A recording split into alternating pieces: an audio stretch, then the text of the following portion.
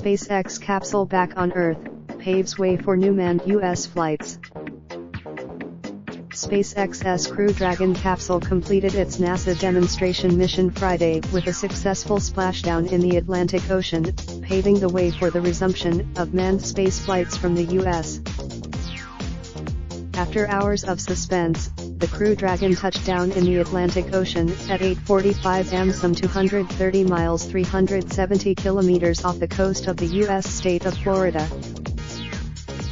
The capsule brought its crew of one test dummy back to Earth in the same way that American astronauts returned to the planet in the Apollo era in the 1960s and 1970s, before the 1981-2011 Space Shuttle program.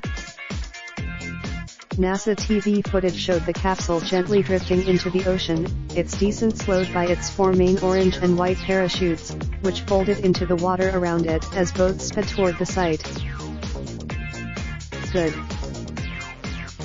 Beautiful. NASA Administrator Jim Bridenstine hailed the splashdown, saying it marked. Launched on Saturday from the Kennedy Space Center in Florida, Dragon docked at ISS the following day before successfully undocking Friday some 250 miles over Sudan. On NASA TV, it looked like a slow-motion valley, even though the two craft were actually orbiting Earth at 17,500 miles per hour. The re-entry into Earth's atmosphere tested the vehicle's heat shield for the first time, and SpaceX founder Elon Musk had previously said that the phase was probably U. While Dragon's crew member was a dummy named Ripley this time, the mission sets the stage for a manned flight, which will see two U.S. astronauts, one of them then can book a return trip to the ISS sometime before the end of the year, according to NASA.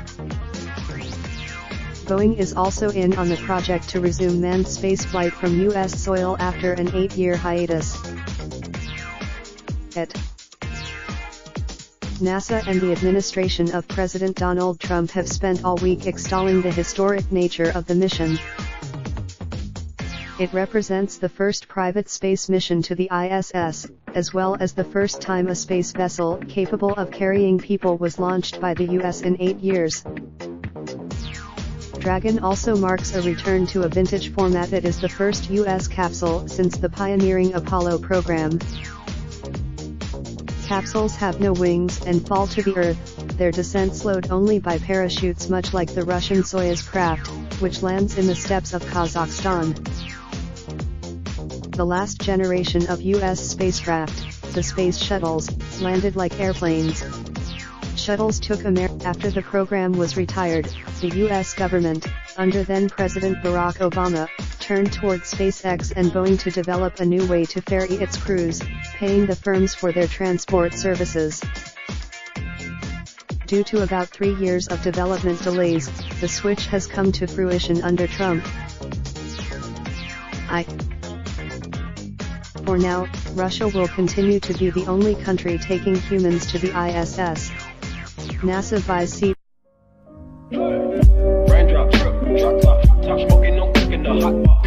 Fucking on your bitch, yeah, that. Looking up, open the park, pot.